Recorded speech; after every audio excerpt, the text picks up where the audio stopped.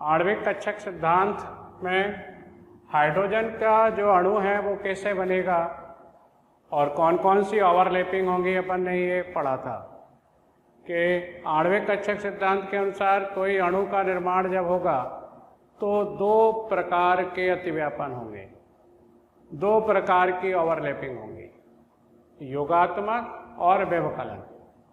योगात्मक से बंधी आणविक कक्षक बनेगा और व्यवकलन अतिव्यापन से विपरीत बंधी या प्रतिबंधी आणविक कक्षक बनेगा। बंधी आणविक कक्षक की ऊर्जा कम होगी और विपरीत बंधी आणविक कक्षक की ऊर्जा ज्यादा होगी।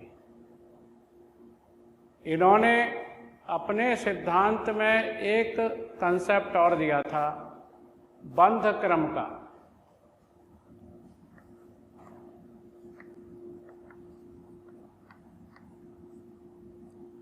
बंध क्रम को अंग्रेजी में बॉन्ड ऑर्डर भी कहते हैं,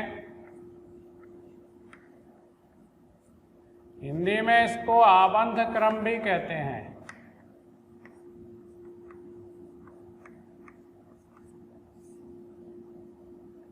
तो वैसे तो बंध क्रम या आबंध क्रम है क्या? दो परमाणुओं के बीच में बंधों की संख्या, दो परमाणुओं के बीच में बंधों की संख्या को अपन उसका बंध क्रम कह सकते हैं। ये प्रभाज्य में भी हो सकती है। कब होगी? जब जो पाई बंध है वो लॉन पेयर में और लॉन पेयर पाई बॉन्ड में कन्वर्ट होंगे। यानी अगर ऑर्गेनिक केमिस्ट्री का कंसेप्ट लगाएं तो अनुनाद अगर होता है तो ऐसे अणुओं में बंध क्रम फ्रैक्शन में भी आ जाता है, प्रभाज्य में भी आ जाता है। कई ऐसे भी अणु हैं जिनमें अनुनाद नहीं होता तब भी बंध क्रम प्रभाज्य में आ जाता है। तो बंध क्रम क्या है? दो बंधित परमाणुओं के मध्य सह संयोजी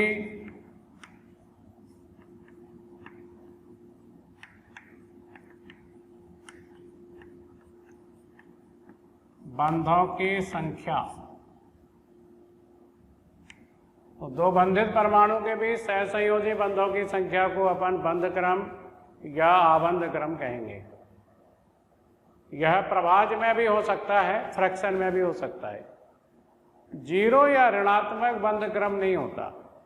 जिन अणुओं का जीरो या ऋणात्मक बंध क्रम होता है वो स्थायी नहीं होते, वो अस्तित्वहीन होते हैं, वो बनते नहीं हैं। बंध क्रम को निकालने का एक फॉर्मूला भी है, बॉन्ड ऑर्डर बराबर NB माइनस NA/2। NB क्या है?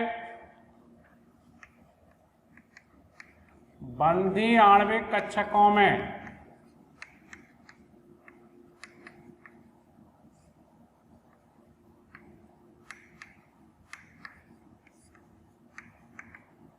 बंधी आणविक कक्षकों में इलेक्ट्रॉनों की संख्या।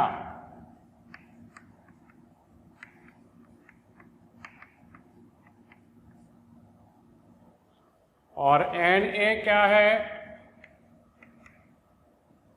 विपरीत बंधी या फिर प्रतिबंधी आणविक कक्षकों में इलेक्ट्रॉनों की संख्या। तो इस फॉर्मूले से अपन बंध क्रम या आबंध क्रम निकाल सकते हैं। बंधी और प्रतिबंधी, बंधी और विपरीत बंधी आणविक कक्षकों में इलेक्ट्रॉनों की संख्या को काउंट करके।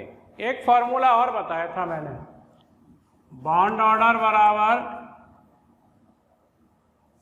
सिग्मा बंधों की संख्या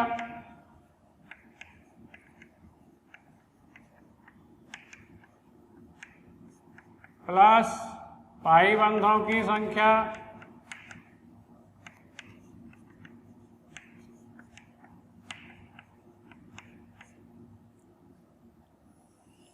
बटे सिग्मा बंधों की संख्या।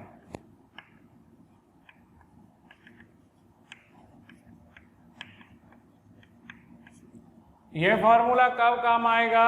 जब आप ये संख्या नहीं निकाल पाओगे, NB और Na। ये जो फॉर्मूला है आप सरल अणुओं के लिए लगा पाओगे जो 2 परमाणुओं से बने और जिनमें इलेक्ट्रॉनों की संख्या 20 तक है। 2 परमाणु से बने अणुओं की बंद ऑर्डर इससे आप निकाल लोगे।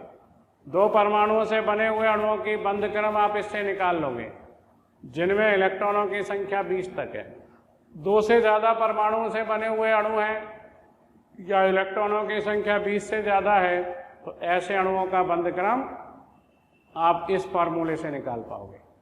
और वैसे डायरेक्ट अगर एक ही स्ट्रक्चर बनता है तो 2 परमाणु के बीच में आप सहसंयोजी बंधों की संख्या गिन लो, वही बंद क्रम है। ठीक है, यह प्रभाज में भी हो सकता है, फ्रैक्शन में भी बॉन्ड ऑर्डर आ सकता है। बंद क्रम का जो कंसेप्ट है वो क्यों दिया आणविक कक्षक सिद्धांत में? 3 गुणों की तुलना करने के लिए। कौन कौन से 3 गुणों की तुलना करने के लिए?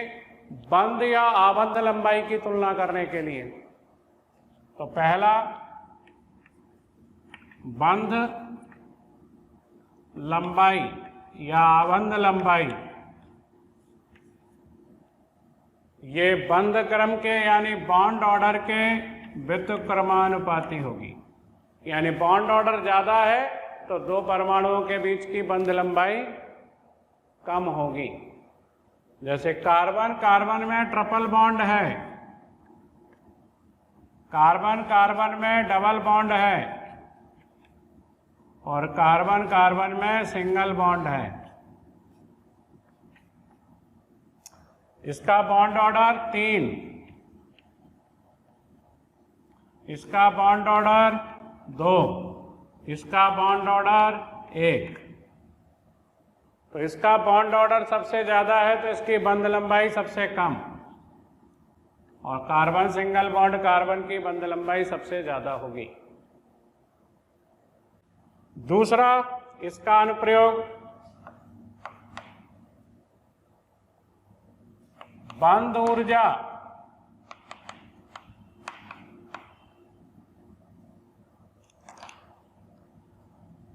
ये समानुपाती होगी बॉन्ड ऑर्डर के।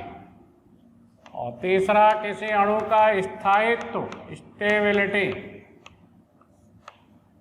ये भी समानुपाती होगी बॉन्ड ऑर्डर के। तो बंध ऊर्जा और स्थायित्व भी बॉन्ड ऑर्डर के समानुपाती होंगे।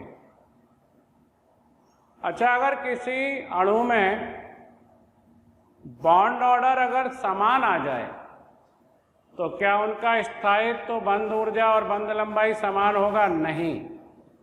अगर बॉन्ड ऑर्डर समान है तो विपरीत बंधी आणविक कक्षक में इलेक्ट्रॉनों की संख्या देखी जाती है। अगर विपरीत बंधी आणविक कक्षक में इलेक्ट्रॉनों की संख्या अधिक है, यानी अधिक ऊर्जा वाले आणविक कक्षक में इलेक्ट्रॉन ज़्यादा हैं, तो इसका मतलब उसका स्थायित्व कम होगा।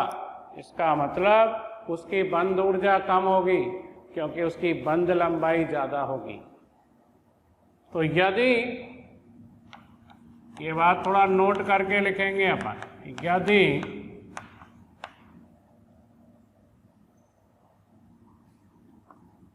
दो प्रजातियों, प्रजाति से मतलब यहाँ अणु आयन से है, प्रजातियों की बॉन्ड ऑर्डर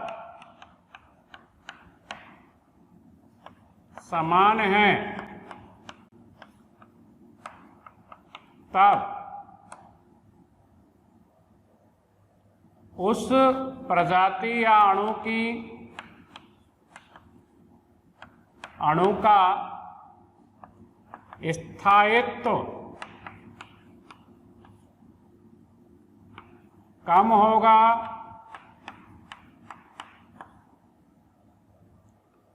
स्थायित्व कम होगा जिसके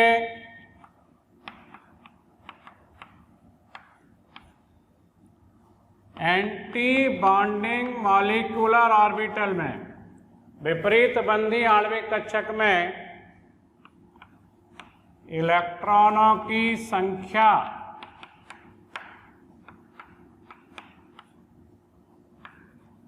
अधिक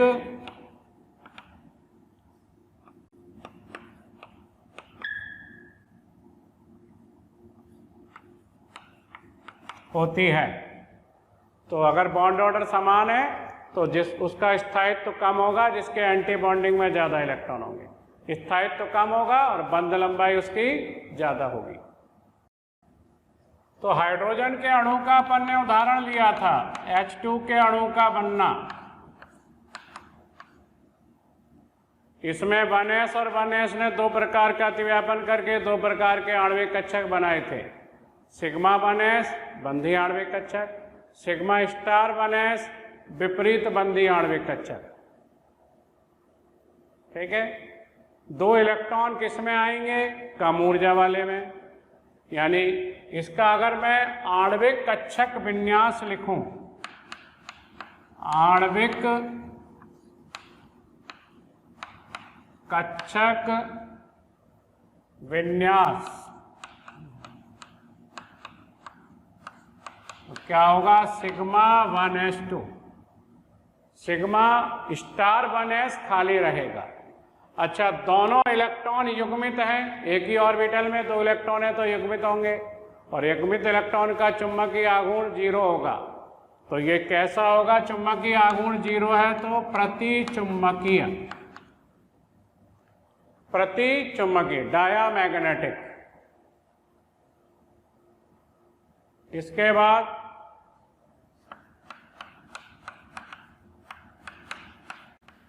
H2 धन आयन प्रतिचुंबकीय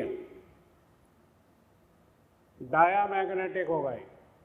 इसके बाद H2 धन आयन में एक इलेक्ट्रॉन होगा, क्योंकि ये एक H और एक H धन आयन से बनेगा। ये एक आधे भरे और एक खाली कक्षक के अतिव्यापन से बनेगा। तो इसका आणविक कक्षक विन्यास क्या होगा? Sigma 1s1। इसमें एक इलेक्ट्रॉन है जो कि अयुग्मित है, तो ये कैसा होगा? अनुचुंबकीय, पैरामैग्नेटिक। तीसरा उदाहरण अपन लेते हैं H2 ऋणायन। इसमें 3 इलेक्ट्रॉन होंगे। इसका आणविक कक्षक विन्यास क्या होगा? Sigma 1s2 sigma star 1s1।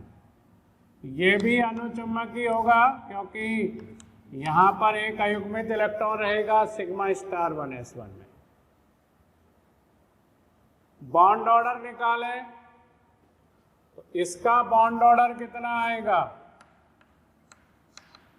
बंधी आणविक कक्षक में 2 इलेक्ट्रॉन है, विपरीत बंधी में 0 है, 1.0। इसका बॉन्ड ऑर्डर कितना आएगा? H2 धन आयन का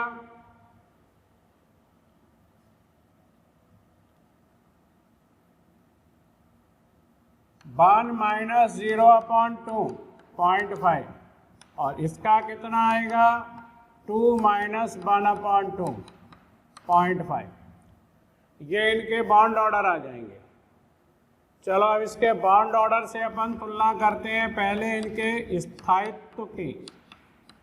स्थायित्व एवं बंध ऊर्जा दोनों का ऑर्डर एक समान आता है, दोनों ही बॉन्ड ऑर्डर के समानुपाती होते हैं।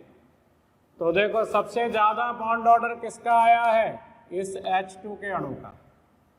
H2 अणु का बॉन्ड ऑर्डर सबसे ज़्यादा है, 1 है, और इनका H2 धनायन का 0.5, H2 ऋणायन का 0.5। तो सबसे अधिक स्थायी तो H2 होगा। अब इनके बॉन्ड ऑर्डर दोनों के समान हैं, H2 धनायन H2 ऋणायन का बॉन्ड ऑर्डर समान है। तो क्या देखेंगे कि एंटी बॉन्डिंग मॉलिक्यूलर ऑर्बिटल में इलेक्ट्रॉन किस में ज़्यादा हैं? इसके एंटी बॉन्डिंग में इलेक्ट्रॉन ज़्यादा हैं H2 ऋणायन के। H2 धनायन के तो एंटी बॉन्डिंग में कोई इलेक्ट्रॉन नहीं है, H2 ऋणायन के एंटी बॉन्डिंग में एक इलेक्ट्रॉन है। तो H2 ऋणायन का स्थायित्व और बंध ऊर्जा H2 धनायन से कम होगी। तो यहाँ पर H2 धनायन, उसके बाद H2 ऋणायन, ये क्रम होगा इनके स्थायित्व का और इनकी बंध ऊर्जा का। बंध या आबंध लंबाई का क्या क्रम होगा?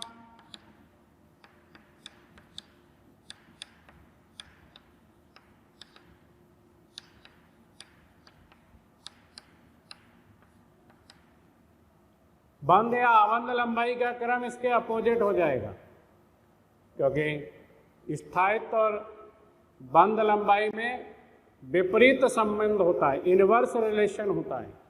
तो H2 का स्थायित्व ज़्यादा है तो बंध लंबाई कम होगी, फिर H2 धनायन और सबसे ज़्यादा बंध लंबाई H2 ऋणायन की होगी। एक और उदाहरण लेते हैं, अगला He2 का अणु।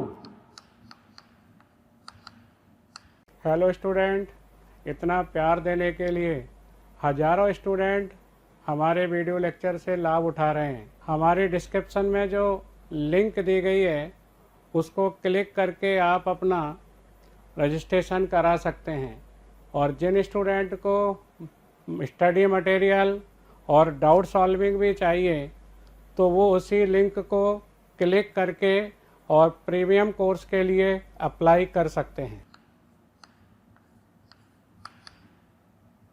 दो हीलियम परमाणु से बनेगा 1s2 1s2 दोनों का विन्यास है। 4 इलेक्ट्रॉन होंगे, एक सिग्मा 1s कक्षक बन जाएगा और एक सिग्मा स्टार 1s। 2 इलेक्ट्रॉन बंधी आणविक कक्षक में और 2 विपरीत बंधी आणविक कक्षक में आ जाएंगे। बॉन्ड ऑर्डर क्या आएगा इनका? 2 - 2/2 0। अगर बॉन्ड ऑर्डर 0 या ऋणात्मक है तो अणु अस्तित्वहीन होगा, अस्थायी होगा, एग्जिस्ट नहीं करेगा। तो बॉन्ड ऑर्डर 0 आ गया, इसलिए कैसा होगा ये अणु? अस्तित्वहीन, माने ये नहीं मिलेगा आपको प्रकृति में, ये परमाणु के रूप में ही मिलेगा, He2 अणु के रूप में नहीं मिलेगा। अस्तित्वहीन यानी अनस्टेबल भी बोल सकते हो, अस्थायी भी कह सकते हो। लेकिन अगर मैं He2 और धनायन ले लूं, He2 धनायन में 3 इलेक्ट्रॉन ही रह जाएंगे, एक निकल जाएगा। अब इसका विन्यास क्या होगा? सिग्मा 1s2 और sigma star 1s1। Bond order क्या आएगा इसका? 2 - 1/2 और 0.5 आएगा। तो ये अणु स्थायी है, इसका अस्तित्व होता है, ये मिलता है He2 धनायन, He2 अणु नहीं मिलता।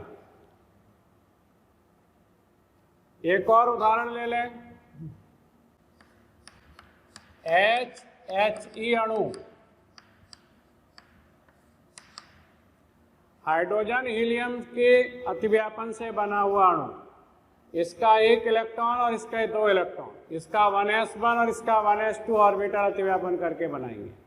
तो 3 इलेक्ट्रॉन रहेंगे, दोनों के 1s अतिव्यापन करेंगे। एक तो सिग्मा 1s बना लेंगे और एक सिग्मा स्टार 1s। इसमें 2 इलेक्ट्रॉन, इसमें 1 इलेक्ट्रॉन। और इसका बॉन्ड ऑर्डर क्या आएगा?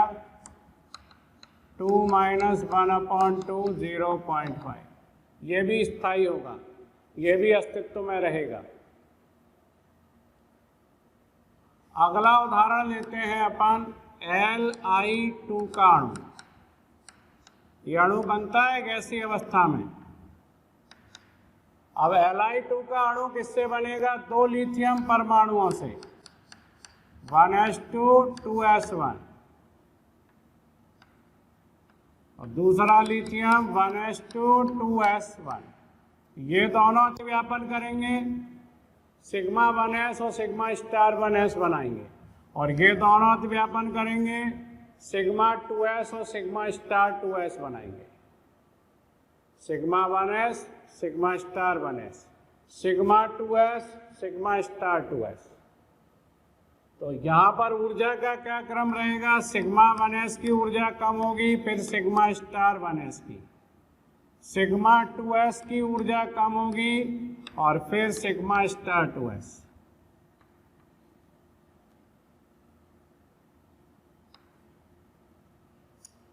इलेक्ट्रॉन कितने हैं, 2 3 2 5 1 6। पहले 2 इलेक्ट्रॉन इसमें, फिर 2 इसमें, फिर 2 इलेक्ट्रॉन इसमें, ये खाली रहेगा। बॉन्ड ऑर्डर क्या आ जाएगा, इसमें 2 इलेक्ट्रॉन है बंधी आणविक कक्षक में, इसमें 2 है, 4 इलेक्ट्रॉन तो बंधी में है बिना स्टार वाले में, और 2 विपरीत बंधी में है।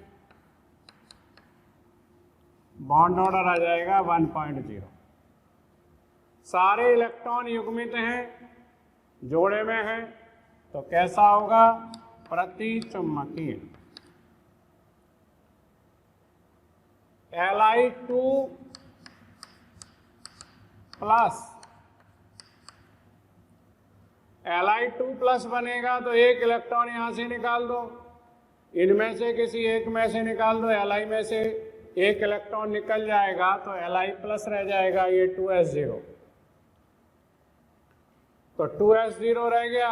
यहाँ पर भी एक इलेक्ट्रॉन यहाँ से कम हो जाएगा, तो इसका विन्यास क्या होगा, sigma 1s2 sigma star 1s2 sigma 2s1। ये अयुग्मित इलेक्ट्रॉन है एक, तो ये अनुचुंबकीय होगा। ये कैसा होगा, अनुचुंबकीय। वैसे भी विषम इलेक्ट्रॉन अणु, परमाणु, आयन कैसे होते हैं, अनुचुंबकीय। बॉन्ड ऑर्डर क्या आएगा इसका, 3 - 2, ये 2 और 1, 3 इलेक्ट्रॉन बंधी आणविक कक्षक में और 2 विपरीत बंधी में, तो 0.5। Li2 माइनस, इसमें एक इलेक्ट्रॉन और ऐड हो जाएगा, 7 हो जाएंगे, इन दोनों में से किसी में एक इलेक्ट्रॉन आ जाएगा। ऊपर वाले में लिख दोगे Li माइनस तो 2s2 हो जाएगा, नीचे वाले में Li माइनस तो 2s2। इसका क्या होगा, आणविक कक्षक विन्यास, sigma 1s2 sigma star 1s2 sigma 2s2 और सिग्मा स्टार 2s1। ये इसका आणविक कक्षक विन्यास होगा, 7 इलेक्ट्रॉन होंगे Li2 माइनस में। इसका बॉन्ड ऑर्डर निकालो, 2 और 2 4 तो बंधी आणविक कक्षक में बिना स्टार वालों में, और 2 और 1 3 विपरीत बंधी में, 0.5 आएगा इसका बॉन्ड ऑर्डर। अब इनकी बंध ऊर्जा और स्थायित्व की तुलना करें। बंध ऊर्जा और स्थायित्व दोनों का क्रम एक जैसा ही रहेगा, तो सबसे ज्यादा बंध ऊर्जा और स्थायित्व Li2 का रहेगा, क्योंकि इसका बॉन्ड ऑर्डर ज्यादा है Li2।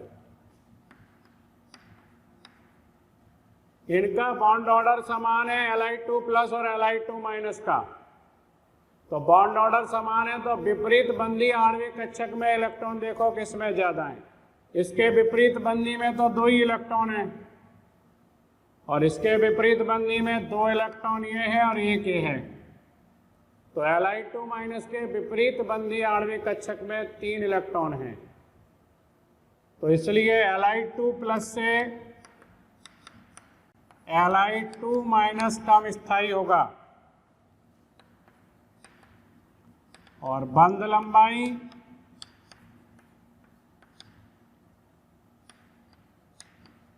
Li2 की कम होगी, स्थायित्व ज्यादा है तो बंध लंबाई कम होगी। फिर Li2 प्लस और Li2 माइनस की बंध लंबाई सबसे ज्यादा होगी।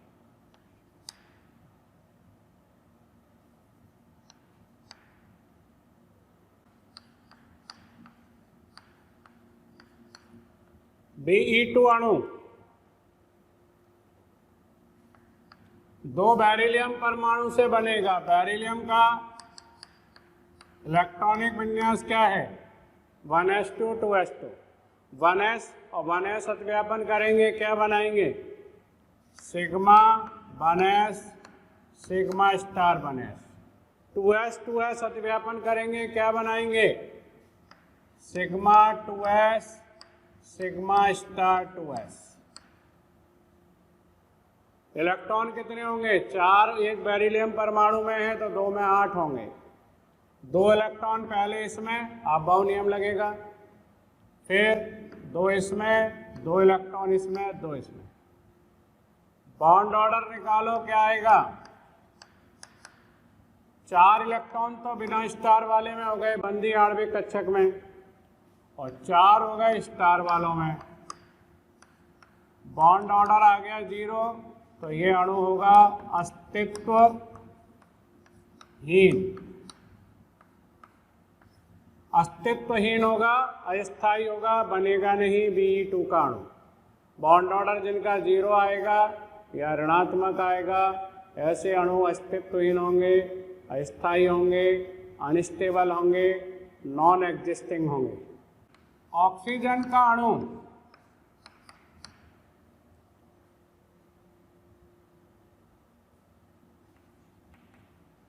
ऑक्सीजन परमाणु का विन्यास क्या होगा? 1s2 2s2 1s2 2s2 और 2p4, तो 2px 2py 2pz,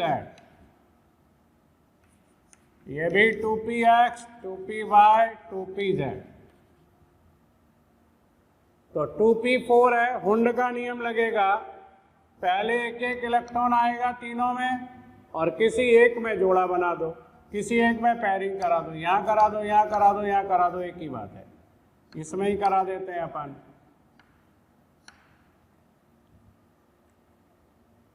पहले ये दोनों अतिव्यापन करेंगे, कोशिश करेंगे बंध बनाने की। 1s के अतिव्यापन से बॉन्ड ऑर्डर 0 आएगा, क्योंकि 2 इलेक्ट्रॉन बंधी में और 2 विपरीत बंधी में आ जाएंगे। फिर 2s अतिव्यापन करेंगे, इनसे भी कोई बंध नहीं बन पाएगा, क्योंकि 2 बंधी में 2 विपरीत बंधी में ऊर्जा परिवर्तन 0 होगा। फिर अतिव्यापन करेंगे 2p तो पहले समाक्ष अतिव्यापन होगा, पहले एक समाक्ष अतिव्यापन होगा, किसी एक में करा दो, चाहे इसमें करा दो, चाहे इसमें करा दो, चाहे इसमें, तो इससे तो सिग्मा 2p बनेंगे। बाद में बचे हुए 2 2p ऑर्बिटल ये पार्श्ववर्ती अतिव्यापन करेंगे और पाई 2p और पाई स्टार 2p बनाएंगे। जैसे ये दोनों अतिव्यापन करेंगे तो कौन से ऑर्बिटल बनाएंगे? सिग्मा 1s और सिग्मा स्टार 1s। ये दोनों अतिव्यापन करेंगे तो क्या बनाएंगे?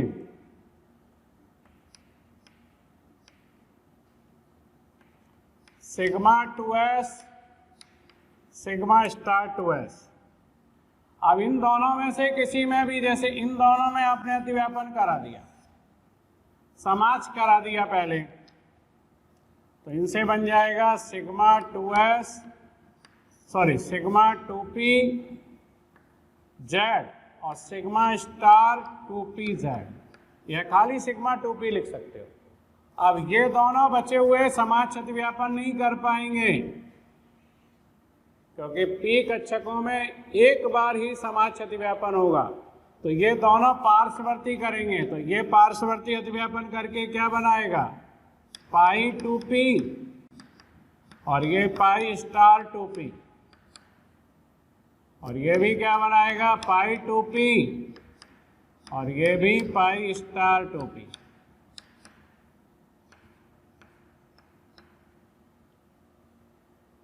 तो इस तरह से ऑर्बिटल बनेंगे। इनकी ऊर्जा का क्रम मालूम ही है, सिग्मा 1s, फिर सिग्मा स्टार 1s, फिर सिग्मा 2s और फिर सिग्मा स्टार 2s। तो मैं यहाँ ऊर्जा के क्रम में इनको लिख रहा हूँ।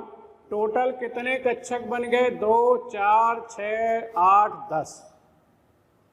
टोटल 10 कक्षक बन गए। इनकी ऊर्जा का क्रम लिखना है। पहले तो इनकी ऊर्जा का क्रम देखो, 1s 2s और ये 2p। इसकी ऊर्जा कम, इसकी ज़्यादा, इसकी और ज़्यादा। तो मैं 2 ऑक्सीजन परमाणु लिख रहा हूँ मैं। एक ऑक्सीजन परमाणु इधर लिख दिया मैंने और दूसरा ऑक्सीजन परमाणु इधर लिख दिया मैंने।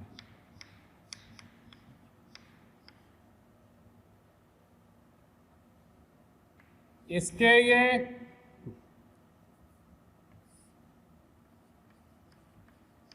टू पी कक्षक सबसे ऊपर ऊर्जा ज्यादा है, उसके नीचे 2s और सबसे नीचे 1s।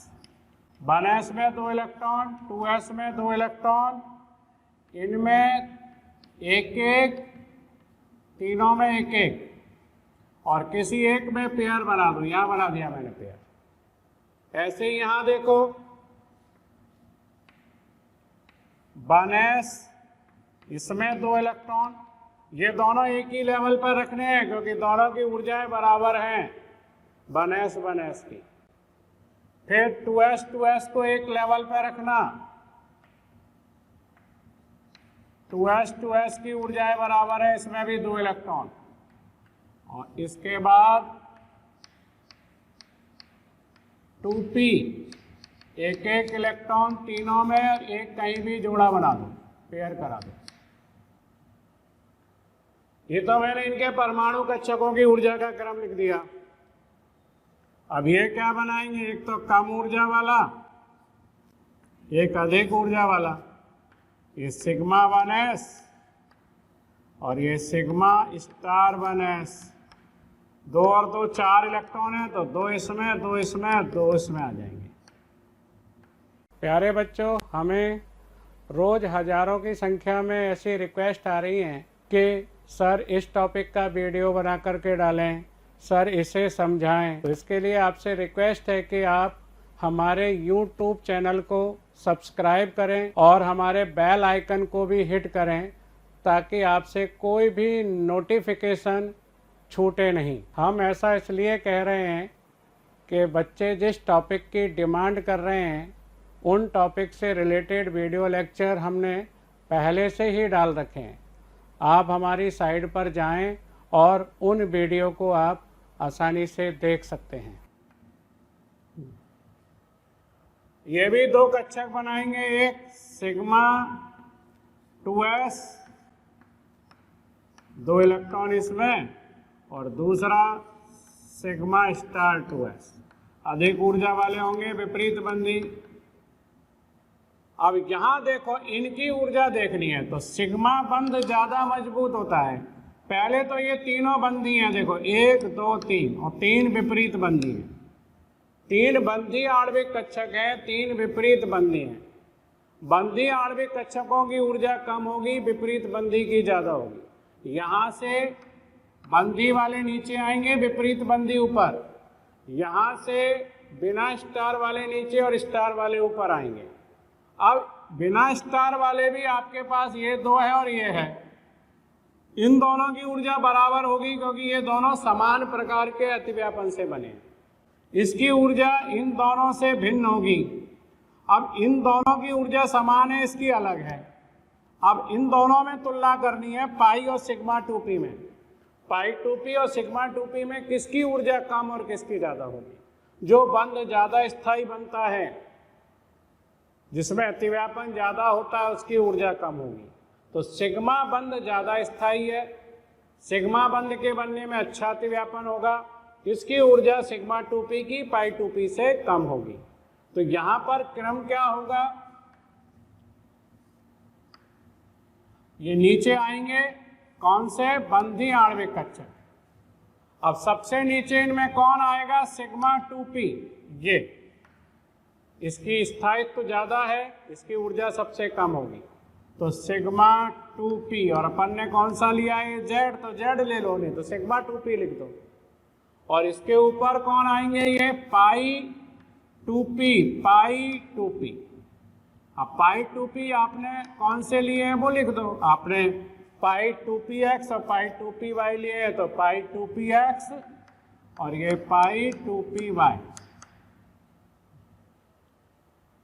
अब जैसे सिग्मा स्थायी ज्यादा है, इसकी ऊर्जा कम है, यहां से अपन ऊर्जा देखेंगे, ये सिग्मा 2p की ऊर्जा यहाँ नीचे इतनी कम हुई। तो जितनी सिग्मा 2p की कम होगी उतनी ही ऊर्जा सिग्मा स्टार 2p की अधिक होगी, क्योंकि जब दोनों बनेंगे एक साथ तो जितना उसके बनने में कम होगी ऊर्जा उतना ही उसके बनने में, दूसरे के बनने में, जितना सिग्मा 2p के बनने में कम होगी उतनी सिग्मा स्टार 2p के बनने में ज़्यादा होगी। तो यहाँ सिग्मा 2p नीचे चला गया है तो सिग्मा स्टार 2p उतना ही ऊपर चला जाएगा। तो जितना ये नीचे गया है इतना ही ये ऊपर चला जाएगा। कौन सा? Sigma star 2p(z). और जितने ये नीचे गए हैं पाई 2py उतने ही ये ऊपर चले जाएंगे। कौन? Pi star 2p। यानी इस बाउंड्री लाइन से, इस औसत ऊर्जा से नीचे और ऊपर बराबर परिवर्तन दिखेगा। ये कौन से पाई ऑर्बिटल हैं? Pi star 2p, pi star 2p। अब आपने जो भी लिए हैं, x लिया है तो x और y लिया है तो y। ये इनकी आणविक कक्षकों की ऊर्जा का क्रम है। ये बीच में आणविक कक्षक है, इधर परमाणु कक्षक है, इधर परमाणु कक्षक है। लिखना चाहो तो लिख दो। इधर ये एटॉमिक ऑर्बिटल है, इधर भी एटॉमिक ऑर्बिटल हैं और बीच में मॉलिक्यूलर ऑर्बिटल है।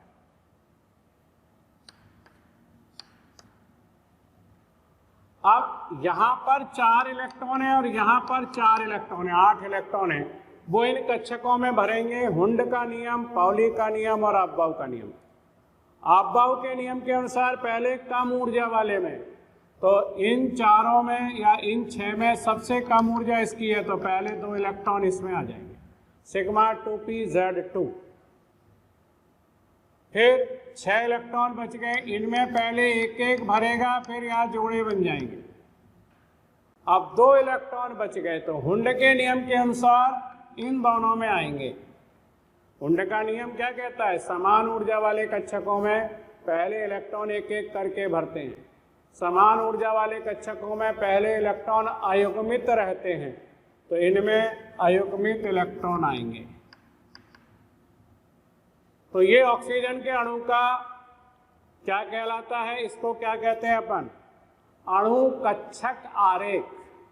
तो ये मैंने जो बनाया है ऑक्सीजन के अणु का, ये क्या कहलाएगा? इसका अणु कक्षक आरेख। अणु कक्षक आरेख।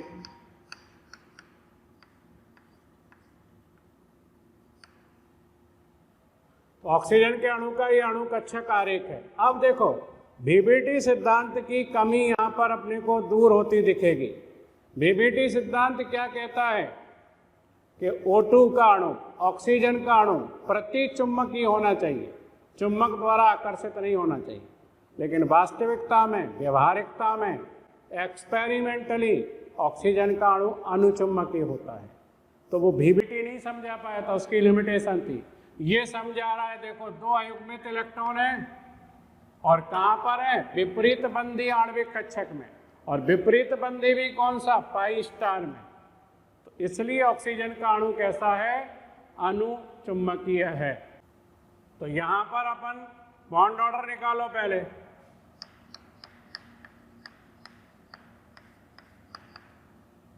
बॉन्ड ऑर्डर कितना आएगा? बंधी आणविक में इलेक्ट्रॉन गिन लो, 2 बिना स्टार वालों में 4, 6, 8, 10।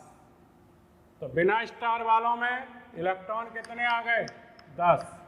और स्टार वालों में 2, 4, 2, 6 अपॉन 2 कितना आ जाएगा बॉन्ड ऑर्डर? 2.0। अच्छा ये लिख दोगे। बॉन्ड ऑर्डर से पता नहीं चलेगा।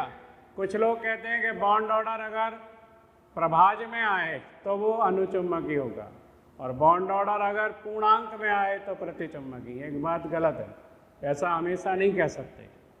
कुछ उदाहरणों को, कुछ अणुओं को आप समझा सकते हैं। ऑक्सीजन का अणु यहाँ पर बॉन्ड ऑर्डर सम संख्या में है, पूर्णांक में है, पर प्रतिचुम्बकीय नहीं है, अनुचुम्बकीय है। हाँ, कुछ मैंने एक कंसेप्ट बताया था कि किसी अणु में अगर सम संख्या में इलेक्ट्रॉन है, टोटल इलेक्ट्रॉन सम संख्या में है, तो सामान्यतः वह प्रतिचुम्बकीय होता है केवल O2 को और B2 को, 16 इलेक्ट्रॉन और 10 इलेक्ट्रॉन और S2 सल्फर 32 इलेक्ट्रॉन को छोड़कर। क्यों? इसमें क्यों ये अनुचुम्बकीय है ऑक्सीजन का अणु, O2 अणु? यहाँ पर पाई स्टार यानी विपरीत बंधी आणविक कक्षकों में और पाई स्टार एंटी बॉन्डिंग में 2 अयुग्मित इलेक्ट्रॉन हैं। तो ये नीचे लिख देते हैं अपन नोट करके, pi star anti bonding molecular orbital में, और पाई स्टार भी कौन सा, 2p है ना। पाई स्टार 2p में 2 अयुग्मित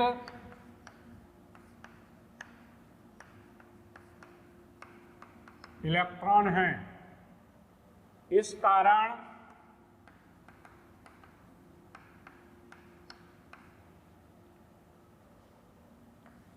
ऑक्सीजन का अणु अनुचुम्बकीय होता है।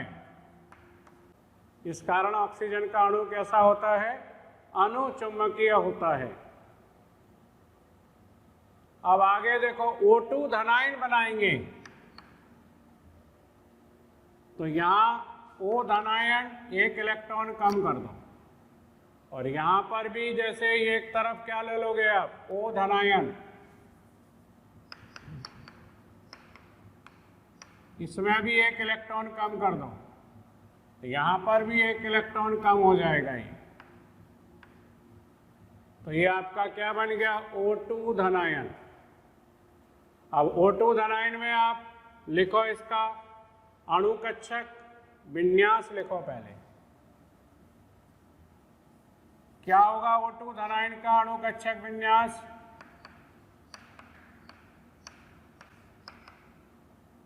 सिग्मा 1s में 2 इलेक्ट्रॉन, सिग्मा स्टार 1s में 2, सिग्मा 2s में 2 और सिग्मा स्टार 2s में 2, सिग्मा 2pz में 2 इलेक्ट्रॉन, पाई 2p में 2, पाई 2p में 2 इलेक्ट्रॉन, पाई 2px में 2, पाई 2py में 2, और पाई स्टार 2px में या y में 1 इलेक्ट्रॉन। ये O2 धनायन होगा। अच्छा, इसका बॉन्ड ऑर्डर क्या आ जाएगा, 10-5/2, 2.5 इसका बॉन्ड ऑर्डर आ जाएगा O2 धनायन का। ये भी कैसा होगा, 1 अयुग्मित इलेक्ट्रॉन है इसमें, अनुचुम्बकीय। O2 ऋणायन, O2 ऋणायन को जानते हो क्या कहते हैं, super oxide ion.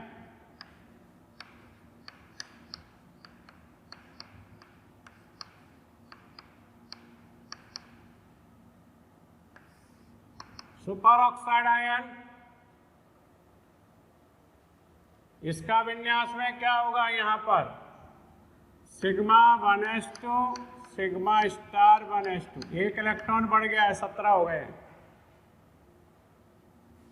Sigma 2s2 sigma star 2s2, sigma 2pz2 पाई 2px2 पाई 2py2,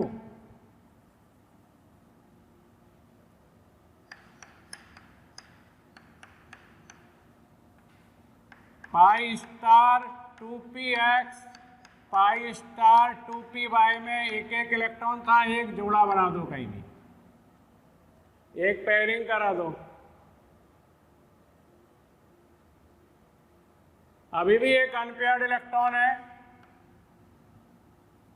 अनुचुंबकीय होगा ये।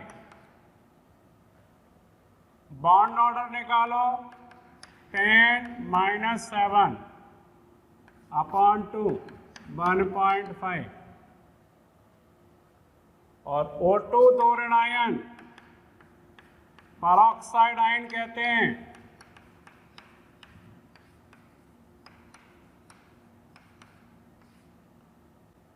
ये परऑक्साइड आयन कहलाएगा O2 दो ऋण आयन। इसका विन्यास क्या होगा, यहां पर एक इलेक्ट्रॉन और आ जाएगा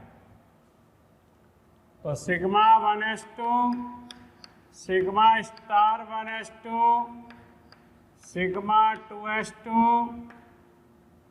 sigma star 2s2 sigma 2pz2 पाई 2px2 पाई 2p/2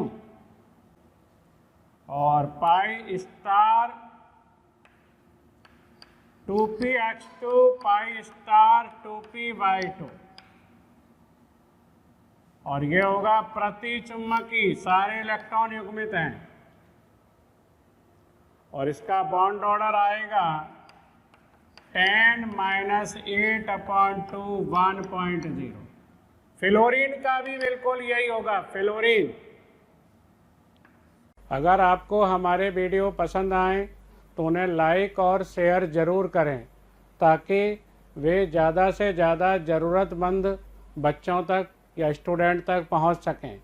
आपके स्नेह और प्यार को देखकर हमारी मोशन की पूरी टीम बहुत ही मोटिवेटेड है और हम प्रयास कर रहे हैं आपके लिए और अच्छे से अच्छे वीडियो बना सकें। परऑक्साइड आयन, फ्लोरीन में भी 18 इलेक्ट्रॉन होंगे, यही आणविक कक्षक विन्यास होगा, यही बॉन्ड ऑर्डर आएगा F2 फ्लोरीन। तो O2 का बॉन्ड ऑर्डर कितना आया, 2। O2 धनायन का 2.5, O2 ऋणायन का 1.5 और O2 दो ऋणायन का 1.0। तो इनके स्थायित्व की तुलना करते हैं। स्थायित्व एवं बंध ऊर्जा, सबसे ज्यादा स्थायी होगा O2 धनायन क्योंकि इसकी बॉन्ड ऑर्डर ज्यादा है। उसके बाद O2, फिर O2 ऋणायन और सबसे कम स्थायी O2 दो ऋणायन। और बंध लंबाई का क्रम उल्टा होगा, बॉन्ड ऑर्डर के व्युत्क्रमानुपाती होती है। O2 धनायन की बंध लंबाई कम होगी, O2 की ज़्यादा होगी, O2 ऋणायन O2 दो ऋणायन की और भी ज़्यादा होगी। तो ऑक्सीजन में O2 धनायन O2 ऋणायन O2 दो ऋणायन, इनकी बॉन्ड ऑर्डर के आधार पर इनके स्थायित्व की, इनकी बंध ऊर्जा की, बंध लंबाई की तुलना कर सकते हैं। कौन अनुचुंबकीय होगा, कौन प्रतिचुंबकीय होगा, ये भी पता लगाया जा सकता है। अब जैसे मैंने SS अतिव्यापन से तो आपको बंधी आणविक कक्षक, विपरीत बंधी आणविक कक्षक बनाना बताया था हाइड्रोजन के अणु के उदाहरण में। 1s का कराओ, 2s का कराओ, एक ही बात है, कोई फर्क नहीं पड़ने वाला। समान ही प्रकार के अतिव्यापन है, 1s और 2s समान प्रकार के ही बंधी और विपरीत बंधी आणविक कक्षक बनेंगे। मैं 2p में और बता देता हूँ आपको। तो पहला 2p में समाच्छ अतिव्यापन और 2p में पार्श्ववर्ती। समाच्छ भी दो प्रकार का, युगात्मक और व्यवकलन।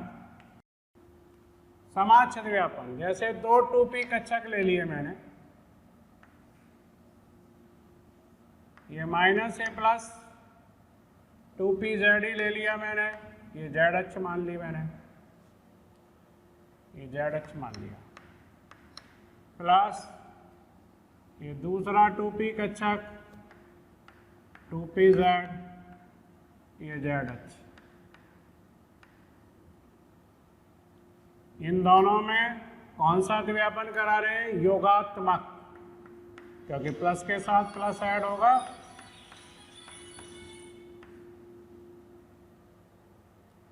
ये योगात्मक अतिव्यापन करा रहे हैं। तो ये दोनों ये दोनों ऐड हो जाएंगे और ये दोनों छोटे रह जाएंगे। ये इस तरह का आणविक कक्षक बनेगा। ये माइनस माइनस प्लस प्लस। यहाँ दो नोडल प्लेन आपको दिखाई देंगे, वो तो इन परमाणु कक्षकों के हैं। ये नोडल प्लेन जो है ये परमाणु कक्षकों के हैं। ये तो परमाणु कक्षक साथ लेके आए हैं। अणु बनने पर इनके अतिव्यापन के बाद यहाँ कोई नोडल प्लेन नहीं दिखाई देगा। आप कोई भी ऐसा काल्पनिक तल नहीं देख सकते इस जगह पर जहाँ इलेक्ट्रॉन घनत्व तो 0 हो। तो ये बन गया आपका सिग्मा 2p ऑर्बिटल। और इसमें नोडल प्लेन की बात करें तो 0। आणविक कक्षक का nodal plane, total nodal plane में तो ये दोनों काउंट कर लेना आप। दूसरा देखो इसी में, ये माइनस ये प्लस कर दो,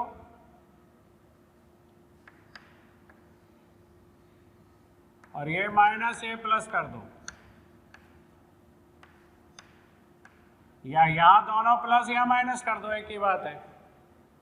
दोनों यहाँ प्लस कर दो या माइनस कर दो, या ये प्लस ये माइनस कर दो। अब प्लस के साथ माइनस कौन सा अतिव्यापन कहलाएगा? ये व्यवकलन।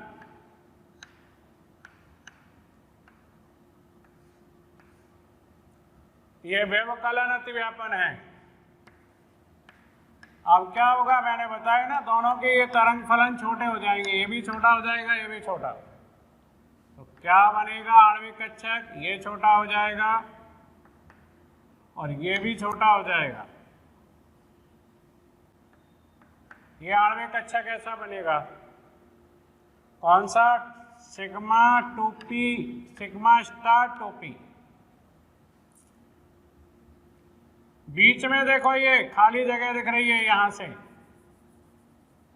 ये खाली जगह, इस पे इलेक्ट्रॉन घनत्व 0 है। ये आणविक कक्षक का नोडल प्लेन है। तो ये आणविक कक्षक तो कौन सा बन गया? Sigma star 2p। और इसमें नोडल प्लेन 1।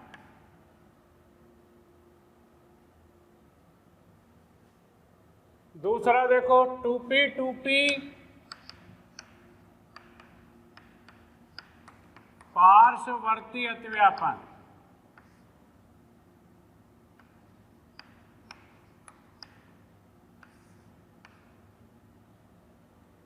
इसमें दो 2p कक्षक पाई आणविक कक्षक बनाएंगे।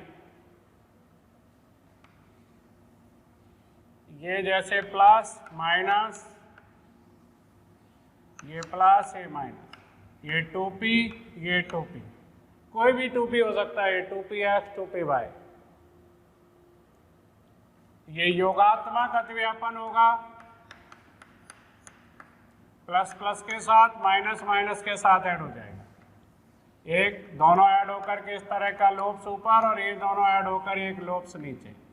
यहाँ न्यूक्लियस, ये इंटर न्यूक्लियर एक्सेस, यहीं से नोडल प्लेन चला जाएगा।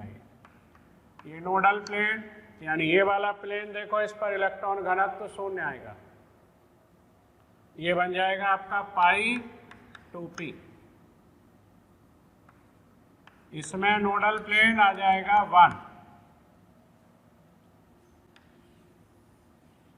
Plus minus minus plus. ये होगा आपका व्यवकलन अतिव्यापन। प्लस के साथ माइनस, प्लस के साथ माइनस, ये सभी छोटे हो जाएंगे। ये सारे क्या होंगे? ये भी छोटा, ये भी नीचे छोटा, ये भी छोटा हो जाएगा, ये भी छोटा हो जाएगा। ये प्लस माइनस माइनस प्लस।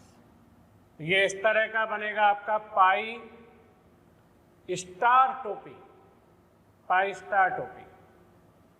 इसमें दो नोडल तल बन जाएंगे, एक नोडल तल ये और एक ये। एक ऐसे देखो, इस पर इलेक्ट्रॉन घनत्व 0, इस पर भी इलेक्ट्रॉन घनत्व 0। ये नोडल प्लेन इधर एक, इधर नोडल प्लेन एक।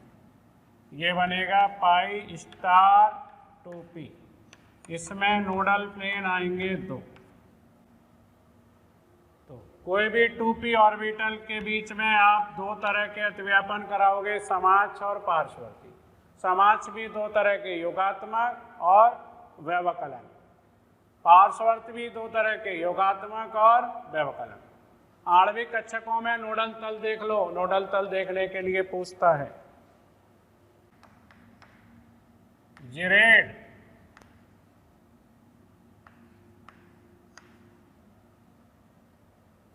ऑर्बिटल,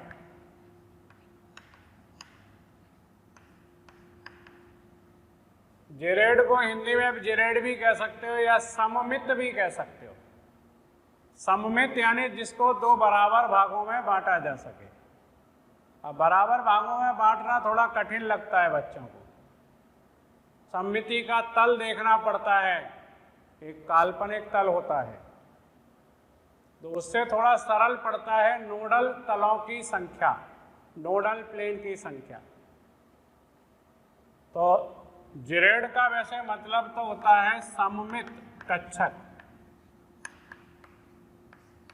जिनको दो बराबर भागों में किसी तल के द्वारा, किसी काल्पनिक तल के द्वारा जिन्हें दो बराबर भागों में बांटा जा सके, उन्हें कहते हैं जिरेड ऑर्बिटल। या ऐसा कह दो, ऐसे ऑर्बिटल जिनमें नोडल तलों की संख्या, नोडल प्लेन की संख्या क्या होती है? सम होती है। इनमें सम संख्या में नोडल प्लेन होते हैं।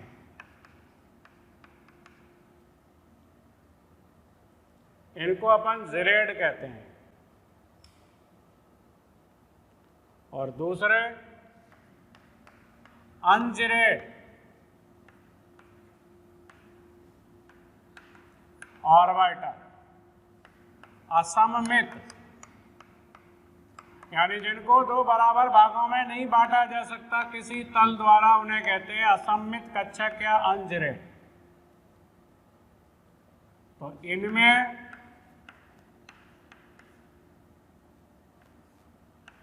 विषम संख्या में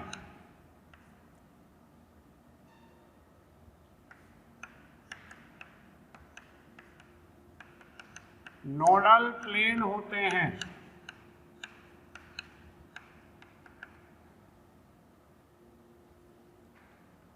तो सम संख्या में नोडल प्लेन होंगे वो जिरेड, और विषम संख्या में होंगे वो अनजिरेड।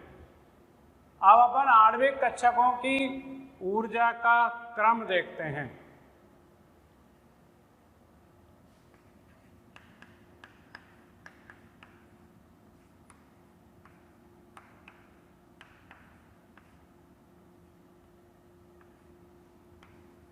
कक्षकों की ऊर्जा का क्रम।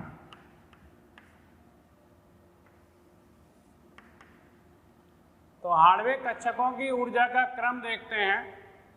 पहले ऐसे अणुओं की आणविक कक्षकों की ऊर्जा का क्रम देखते हैं जिनमें प्रोटॉनों की संख्या 16 या 16 से अधिक होती है।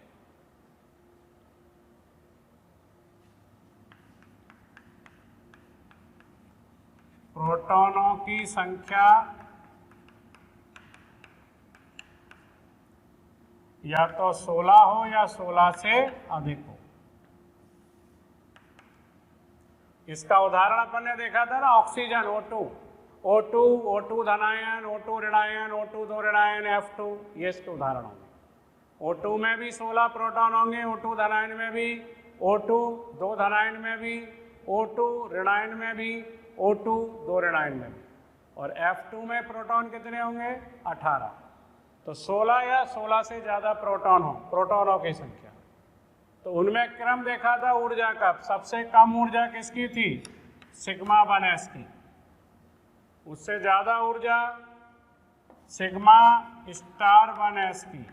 फिर सिग्मा 2s की ऊर्जा, सिग्मा स्टार 2s। उसके बाद सिग्मा 2pz, फिर पाई 2px और पाई 2py की ऊर्जा बराबर होती है पाई 2px और पाई 2py, यानी पाई 2p दोनों की ऊर्जा बराबर, दोनों समान प्रकार के अतिव्यापन से बनते हैं। फिर पाई स्टार 2p और पाई स्टार 2p की ऊर्जा बराबर, pi star 2px pi star 2py की ऊर्जा बराबर, और सबसे अधिक ऊर्जा है सिग्मा स्टार 2p की। तो ऐसे अणुओं की ऊर्जा का क्रम जिनमें प्रोटॉनों की संख्या 16 के बराबर या 16 से ज़्यादा है।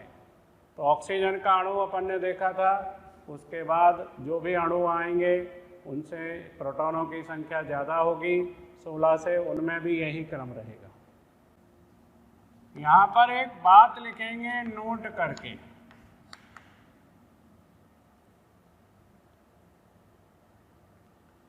ऐसे अणु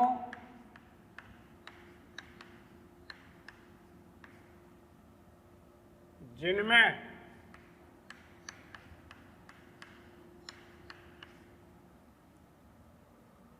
प्रोटॉनों की संख्या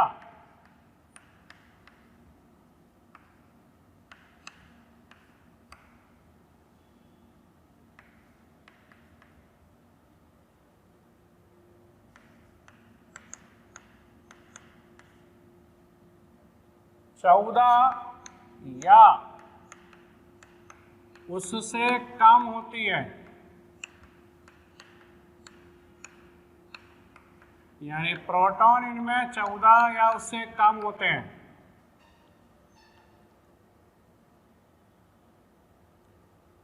उनमें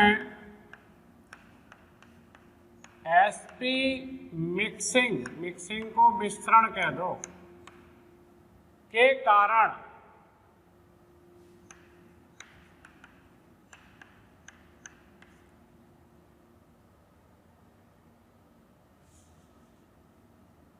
सिग्मा 2p की ऊर्जा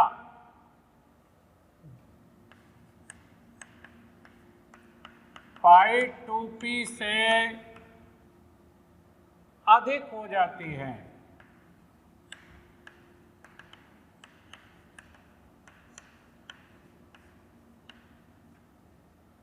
तो यहां पर अपन ने देखा सिग्मा 2p की ऊर्जा कम है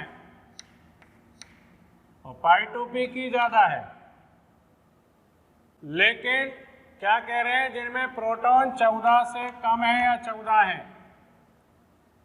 उनमें sp मिश्रण के कारण, ये होता क्या है sp मिश्रण मैं बताता हूं। जैसे अपन ने ऊर्जा का क्रम देखा था, ये कौन सा ऑर्बिटल था, सिग्मा 2p, और इसके ऊपर कौन से थे, ये दोनों पाई 2p। इसके यहां नीचे कौन था, sigma star 2p, sorry sigma star 2s। तो ऐसा कहते हैं 2s और 2p की ऊर्जा में ज्यादा अंतर नहीं होता इन अणुओं में जिनमें 14 से कम इलेक्ट्रॉन होते हैं। 2s और 2p की ऊर्जा में ज्यादा अंतर नहीं होता, इसलिए इन दोनों में प्रतिकर्षण होता है। इस प्रतिकर्षण को क्या कहते हैं अपन, sp मिक्सिंग।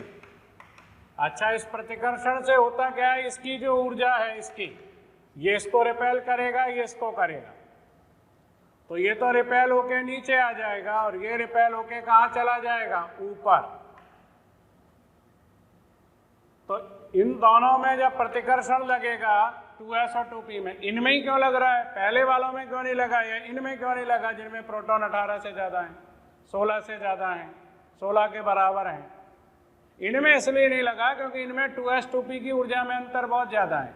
इनमें क्यों लग रहा है, 14 से कम प्रोटॉन है, इनमें 2s 2p की ऊर्जा में अंतर कम है। कम होने से 2s 2p में प्रतिकर्षण होता है और इस प्रतिकर्षण के कारण इसकी ऊर्जा बढ़ जाती है और इसकी ऊर्जा घट जाती है। तो ये कहाँ चला जाता है, सिग्मा 2p पाई 2p के ऊपर। तो इनमें क्या क्रम होगा, जिनमें प्रोटॉनों की संख्या 14 से कम है या 14 है, वहां पर ये क्रम बदल जाएगा, ऊर्जा का ये क्रम बदल जाएगा। यहां पर क्या होगा, यहां पाई 2p की ऊर्जा कम होगी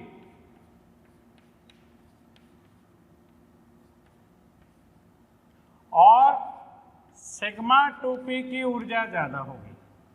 यहां क्यों बदला ये क्रम, इसका कारण क्या है, sp मिक्सिंग के कारण। और sp मिक्सिंग क्या है, s और 2s और 2p ऑर्बिटलों में प्रतिकर्षण। और क्यों, ऊर्जा समान है, लगभग समान है, इसलिए प्रतिकर्षण होता है। तो सिग्मा 2s सिग्मा 2p को ऊपर धकेलता है, तो ये इसको ऊपर धक्का मारता है तो ये ऊपर चला जाता है।